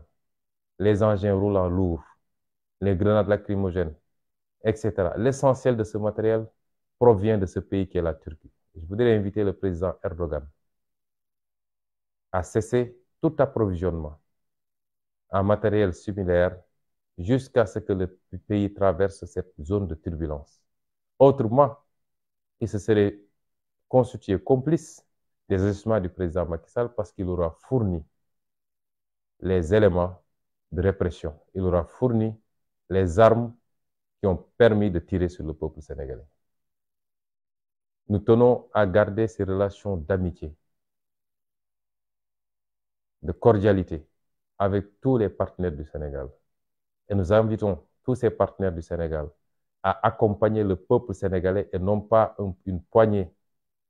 de dirigeants assoiffés de pouvoir et de sang. Nous invitons tous les partenaires du Sénégal. Ce que j'ai dit est valable pour tous les partenaires du Sénégal. Nous les invitons à être du côté du peuple du sénégalais et non pas de la répression contre le peuple sénégalais. Chers concitoyens, les jours à venir risquent d'être des jours difficiles. Je voudrais vous inviter à vous tenir debout. Nous ne devons plus être dans des postures défensives parce que jusqu'à présent, nous avons attendu que le régime de Macky Sall pose des actes pour réagir. Désormais, il nous faut agir. Il nous faut agir pour la libération de nos détenus politiques. Nous devons l'exiger. Nous devons sortir massivement dans les rues les prochains jours pour réclamer la libération de ces otages politiques. Nous devons sortir, faire face au régime de Macky Sall pour que cette détention administrative, qui est un crime en droit international contre ma personne, prenne fin le plus immédiatement possible. Nous devons sortir massivement pour affronter le régime Macky Sall et lui dire que ce ne sera pas à lui de choisir aux Sénégalais les candidats qui devront s'affronter pour la prochaine élection présidentielle, mais encore moins le prochain président de la République. Nous avons autant de raisons de faire face à ce régime agonisant. Et c'est pourquoi je vous demande, ne serait-ce que pour la mémoire de ces dizaines de jeunes, on en a une cinquantaine qui sont décédés aussi aujourd'hui, ne serait-ce que pour la mémoire de ces jeunes, nous n'avons plus le droit de baisser les bras. Je vous invite, pour notre intérêt, pour notre destin commun, pour l'intérêt de nos enfants et de nos petits-enfants, à ne pas baisser les bras et à rester debout pour terminer ce combat. Je vous remercie.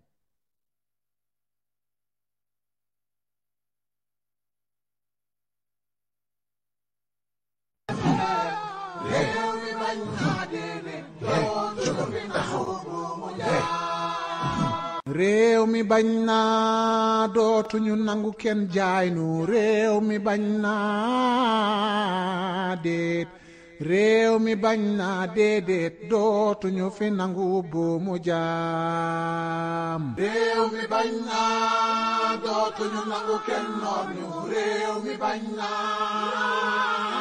déet réew mi bañ naa déedéet dootuñu fi nangu buumu jaam réew mi bañ naa dootuñu nangu kenn jaay nu réew mi bañ naa